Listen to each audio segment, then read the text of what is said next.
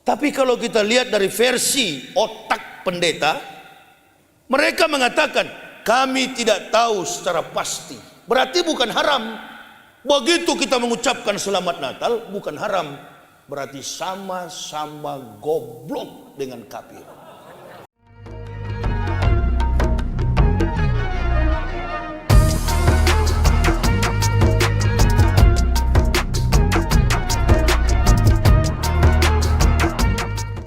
Kalau kami yang dari kafir masuk Islam dijamin 1000% tidak akan goyah konsep keimanan yang kami miliki. Karena kami ini dari sudut pandang antropologi budaya, apalagi saya orang Manado, sulit sekali untuk mendapat petunjuk memeluk Islam. Berat. Tapi karena sifat orang Manado itu Europe style, gaya mereka itu gaya Eropa, cara hidup mereka itu hura-hura, cara hidup mereka itu jauh dari kebangkitan, kemenangan hidup di akhirat. Makanya kalau ada yang masuk Islam, saudaranya nggak peduli. Contoh Angelina Sondak, itu bapaknya profesor, rektor Universitas Samratulangi, Unsrat Manado. Nggak peduli Enji masuk penjara dan beragama Islam. Tapi dibully oleh kafir. Wah, itu karena kau menyangkal Yesus. Iya kan? Karena kau menyangkal Yesus, kau mendapat musibah. Allahu Akbar. Menyangkal atau tidak menyangkal, yang namanya musibah itu selalu menyertai manusia dimanapun berada. Yang pasti hanyalah satu, kematian. Jadi sulit bagi kami untuk menembus gerbang hidayah itu. Berat. Karena dari kecil sudah dididik dengan studi Holland Spragen. Sudah dididik oleh Belanda. Dari Sondag School, katekismus, sampai menjadi pendeta. Benteng yang begitu kuat dalam kekafiran, sulit dirobohkan. Lalu orang tanya, apa alasan saya masuk Islam? Oh, saya nggak pernah masuk Islam. Islam yang masuk ke dalam saya. Ini tuh beda. Kalau masuk Islam biasanya cuma karena mau kawin. Kalau orang masuk Islam biasanya cuman ikut-ikutan. Itu masuk Islam. Asal sudah ketemu dengan apa yang ia niatkan, sudah boleh keluar lagi. Tapi kalau orang yang Islam masuk ke dalamnya, itu pilihan. Pilihan dari siapa? Allah. Al-Baqarah dan Quran Surah An-Nur itu kontras. Di Al-Baqarah bilang begini, innal ladzina kafaru sawa'un 'alaihim a ansartahum am lam tunsirhum la yu'minun. Saya jadi hati-hati bicara karena sound system. Susah saya meledak-meledak, takut saya. Dia tak keluar suaranya. Ini Al-Baqarah. Sekalipun engkau meyakinkan Muhammad, orang kafir la yu'minun, tidak akan beriman. Itu dalam Al-Baqarah, versi mu'alaf. Versi mu'alaf. Ini mu'alaf. Karena di kamus besar bahasa Arab, mu'alaf itu orang yang dibujuk hatinya. Saya dan istri anak-anak tidak ada yang bujuk. Berarti bukan jelas ya? Sistematis, kontekstualis, teologis, dan rasional. Itu Islam. Islam bi ilmi. Islam itu ilmu. Al ilma bil kasab labi nasab. Islam itu ilmu. Ilmu itu dipelajari bukan karena nasab. Satu itu. Jadi tidak jadi ukuran. Antum duluan Muslim dibanding Yahya Waloni belum jadi ukuran. Bukan jadi ukuran. Ukurannya di mana? Bangunan Masjid Siti Aisyah ini kuat, saya yakin 1000% karena pondasinya kuat. Amantu billahi wa bima qala Allah Ta'ala, amantu bi rasuli wa bima qala Rasulillahi sallallahu alaihi wasallam. Amantu billah, beriman kepada Allah, wa bima qala Allah Ta'ala, dan mengamalkan apa yang diperintahkan oleh Allah. Makanya ada sistematika ketika orang beriman mengucapkan dua kalimat syahadat. Asyhadu an la ilaha illallah wa asyhadu anna Muhammadar Rasulullah. Tidak hanya beriman kepada Allah, tetapi dia juga beriman kepada Nabi Muhammad. Kalau sudah beriman kepada Nabi kita Muhammad sallallahu alaihi wasallam, berarti kita sudah beriman kepada 123.999 nabi yang diutus Allah. Di dalamnya ada 25 rasul. Masya Allah. Nabi itu ada 124.000, tapi 123.999 nabi gagal. Coba panggil ahli sejarah, bibliologi, ahli sejarah, teologis, teolog, filsuf. Tidak ada nabi yang berhasil kecuali satu, baginda Rasulullah Muhammad sallallahu alaihi wasallam. Nabi yang terakhir gagal itu jaraknya 3.500 tahun dari Musa alaihissalam, Moses. Karena ini kitab Kristen ini suka dirubah-rubah. Musa diganti Moses, Daud diganti David. Makanya orang Solo banyak yang rubah-rubah nama. Isa diganti Yesus. Isa diganti Yesus. Saya aneh lihat orang berdebat di YouTube. Sampai sekaliber Zakir Naik pun menyebut Yesus itu Isa. Berarti awam. Beliau awam, bukan ahli. Di dalam studi antropologi, linguistik, budaya dan bahasa, kalau saya tanya kepada ibu bapak, saudara-saudaraku rahimakumullah, ada orang bernama Ahmad, ada orang bernama Suyono. Mana di antara dua orang ini orang Jawa? Ayo mari kita buka. Ini saya bikin 8 satuan kredit semester supaya kita tahu bahwa Islam itu hebat. Ada dua orang, satu bernama Frederick, satu bernama Donald, satu bernama Saipul. Mana orang Indonesia? Saipul. Satu bernama Jesus, satu bernama Isa, satu bernama Joshua Hamasya. Mana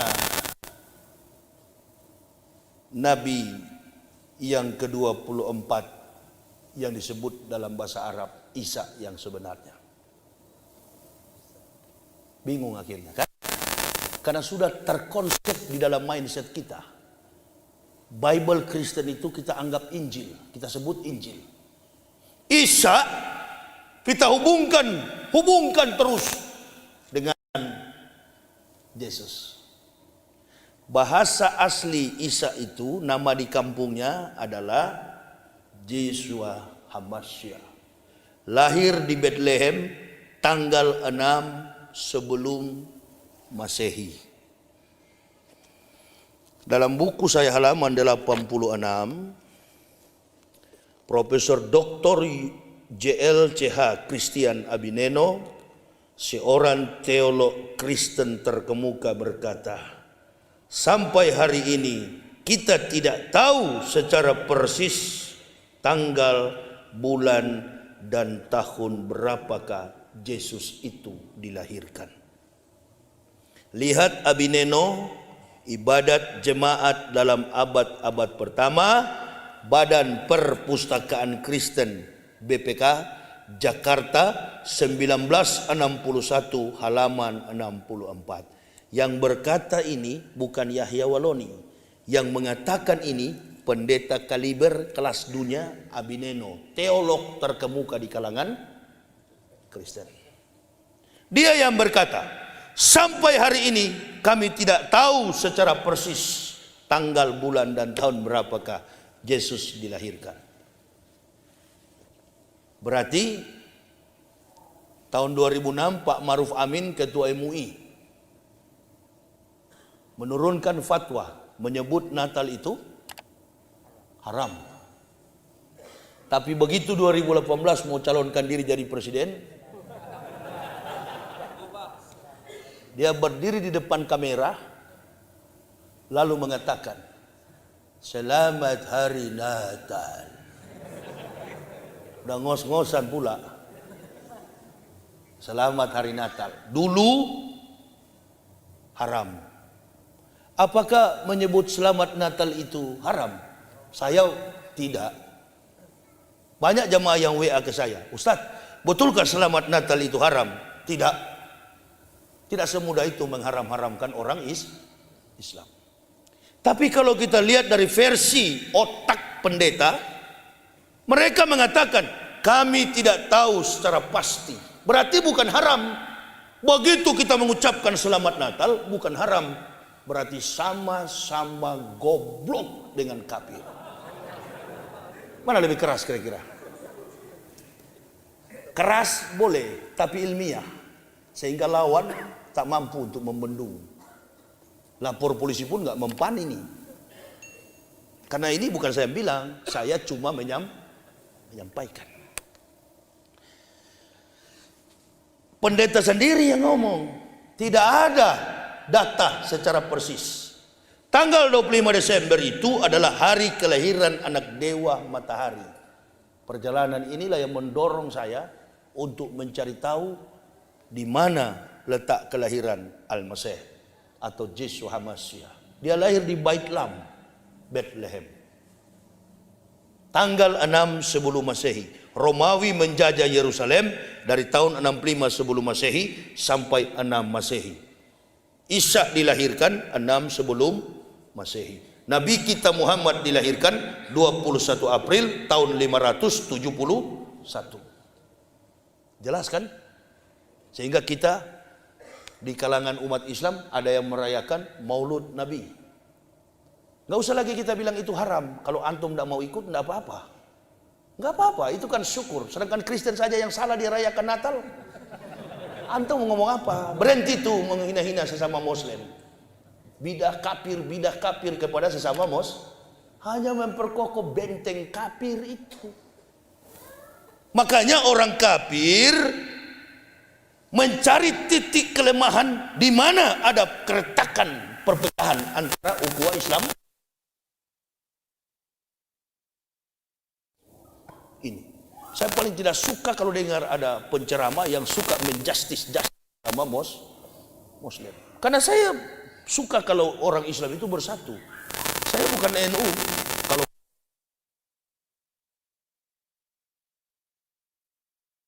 yang kunut ada juga tidak kunut. Jadi Ustaz ceramah di Boyolali, Muslim, kau jaga gereja, Ustaz kau usir. Pakai uniform lengkap, baret miring, SD kau tidak tamat. Akibat kebodohan inilah mudah digiring oleh opini. Prinsip tidak kuat, yang ada mengikuti apa saja yang penting bisa mengenyangkan. Ini tuh trik orang munafik. Dan Hitler dia berkata, orang munafik itu seperti lalat di atas feses.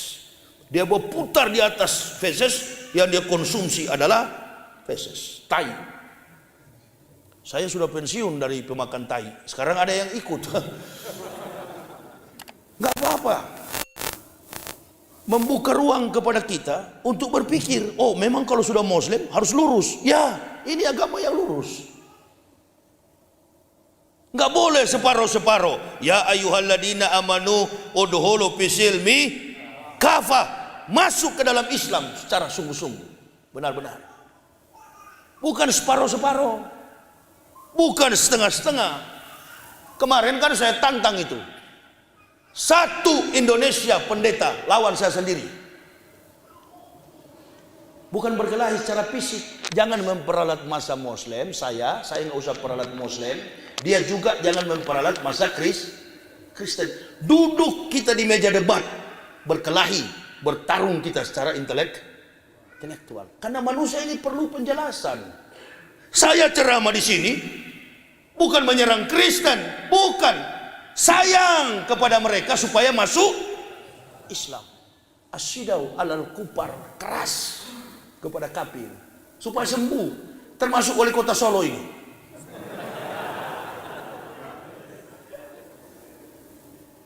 Jangan dengar, beliau ini kan sarjana, terpelajar sampai jadi pejabat. Masa mau dengar omong kosong pendeta? Masuk saja ke dalam walladzina kafaru wa kassabu bi ayatina ulaika ashabun nar khalidina fiha wa bi'sal masir. Orang-orang kafir yang mendustakan ayat-ayat kami tempatkan mereka ke dalam neraka jahanam. Itulah seburuk-buruk tempat kembali. At-Tagabun. Jadi pendeta-pendeta itu orang yang memalsukan Alkitab, Bible. 200 tahun Isa sudah diangkat di langit keempat, baru kitab suci Kristen ini muncul. Nah ini, berdiri di atas spekulasi logika, filsafat manusia. Maka ketuhanan yang mereka anut adalah ketuhanan filsafat, teori filsafat, spekulatif, filosofis. Dan semua rumus ketuhanan itu ada dalam 14 surat tulisan tangan Paul of Tarsus, Epistle Paulus, tulisan tangan Paul. Antum bilang itu Injil, buktikan kepada saya. Baik profesor Kristen maupun profesor Islam, buktikan kepada saya kalau ada Injil asli. Ada anak di Sumatera mengatakan, Ustadz, bapak saya punya kitab Injil asli. Allahu Akbar. Kapan dek bapakmu ketemu Nabi Isa alaihissalam? Kapan bapakmu ketemu Nabi Isa? Injil itu tidak terbukukan dalam bentuk buku begini. Enggak juga, enggak ada dalam mushaf. Enggak ada. Injil itu hanya ada pada lisan Nabi Isa alaihissalam. Di zaman beliau, kalau beliau pidato, tidak ada fasilitas handycam, alat perekam dan sejenisnya. Nggak ada. Misterius. Makanya orang Kristen membangun substansi esensial teologi Kristen itu dengan mengatakan dua kitab perjanjian lama, Old Testament and New Testament. Perjanjian lama adalah kitab bertuliskan bahasa aslinya Hebreu, Ibrani, dan bahasa perjanjian baru Greek, Yunani. Istilah Yesus itu istilah Greek. Harus ditelusuri baik secara antropologi maupun dalam konteks linguistik bahasa. Nah, itu. Jadi Yesus itu diambil dari dewa silsilah Romawi kuno, Lesos Christos, dewa kesuburan Yesus. Apakah pernah ada nabi yang berasal dari keturunan orang Yunani? Itu satu. Kalau kita lihat Yeshua Hamasya, ini rangkaian dari bahasa Ibrani yang nanti ada pada tahun 1947 ketika British London, Inggris menyerahkan kemerdekaan kepada Israel. Karena dia di bawah jajahan Israel di bawah jajahan Inggris. Baru ada bahasa Hebreu itu, bahasa Ibrani. Abjadnya memang hampir sama dengan Hijaiyah. Alef, Bet, Gimel, Dalet, He, Waw, Sayin, Ket, Tet, Yod, Kaf, Lamet, Mem, Nun, Samek, Ayin, Pesade, Kofresi, Shin, Tau. Penulisannya pun dari kanan ke kiri. Dan tidak menggunakan vowel, huruf hidup. Semuanya konsonan. Atau dalam bahasa kita Islam ini Ada kitab satu itu namanya Sorogan atau Gundul, kitab yang tidak mempunyai sakal. Itu tulisannya dari kanan ke kiri. Alhamdulillah sampai hari ini banyak pendeta tidak tahu di Indonesia ini. Makanya saya tunggu-tunggu kalau jadi debat ini. Allahu Akbar. Memang saya gulung-gulung di depan ini. Iya. Dia nggak tahu. Kalau dia tahu tentang Nabi Isa, betul-betul mereka tahu siapa Isa, bagaimana sepak terjang dakwah Isa, dari silsilah keturunan Isa, insya Allah saya yakin 1000% mereka pasti converts, masuk Islam. Tapi persoalannya karena tidak tahu, ini persoalannya. Karena nggak paham. Menuduh-nuduh Muhammad ini adalah orang yang membawa Al-Quran, membuat Al-Quran. Mana mampu Rasulullah SAW. Al-Quran ini bukan buatan Muhammad. Sebelum Muhammad datang, Al-Quran sudah datang. Ketika Allah Subhanahu wa taala memberikan Taurat kepada Musa di Bukit Tursina. Wahai Moses, ini Musa, ya Musa, ini atau itu umat Muhammadin, nur aini kaila yadurhum zulmatani. Wahai Musa, aku memberi kepadamu kitab Taurat, tapi ketahuilah sesungguhnya ini atau itu umat Muhammadin, akan datang umat Muhammad. Tadi saya katakan rentang waktu antara Musa dengan Isa 3.500 tahun. Isa dengan Nabi Muhammad 576 tahun. Rentang waktu 4.076 tahun. Belum datang Rasul Sallallahu Alaihi Wasallam, umatnya sudah dijanjikan akan datang. Hebat gak ini Islam?